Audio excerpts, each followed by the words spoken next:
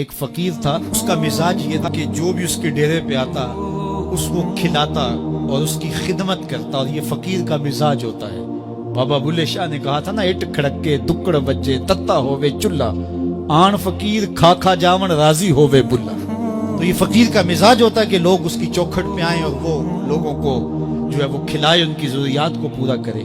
تو وہ درویش تھے اور جو بھی ان کے پاس آتا اس کی خدمت کرتے۔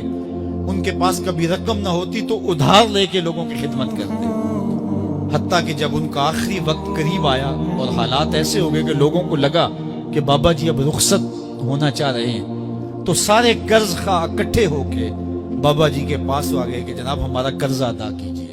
ایک جمگٹا بن گیا، اور بابا جی کو یہ فکر تھی کہ یہ میرے مہمان ہیں اور میں ان کی خدمت کرنے کے قابل نہیں ہوں، میرے پاس کچھ ہے نہیں۔ اتنے میں ایک چھوٹا سا بچہ تھا، وہ گلی میں پتیسا بیچ رہا تھا۔ آواز لگائی تو بابا جی نے اشارہ کیا، کہا میرے ان مہمانوں کو کھلا دو۔ اس نے اللہ کا شکر ادا کیا کہ میں سارا دن گلیوں میں گھوم کے جو بیچنا تھا ایک جگہ ہی مجھے گاہک مل گیا۔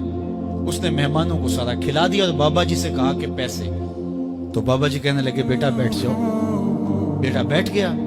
تھوڑی دیر کے بعد اس نے پھر کہا کہ بابا جی پیسے۔ تو بابا جی نے کہا یہ سارے پیسے لینے والے بیٹھے، جب ان کو دوں گا تو آپ کو بھی دے دوں گا، آپ بھی بیٹھ جائیں گے۔ تو وہ یتیم بچہ تھا، اس کی بیوہ ماں نے اس کو تھوڑا سا پتیسا تیار کر کے دیا تھا، وہ روزانہ صبح دیتی تھی، وہ بیچ کے آتا تھا، اس سے گھر کا چولہا جلتا تھا۔ تو اس نے جب دوسری مرتبہ کہا کہ بابا جی پیسے، تو بابا جی نے کہا بیٹھ جاؤ، جب ان کو ملیں گے بیٹے آپ کو بھی دے دیں گے۔ تو اس بچے نے رونا شروع کر دیا کہ میرے گھر کا تو چولہا انہی سے جلتا ہے اور میری ماں میرا انتظار کر رہی ہوگی۔ اللہ اکبر، بچے نے رونا شروع کر دیا۔ اللہ کی رحمت کو جوش آ گیا۔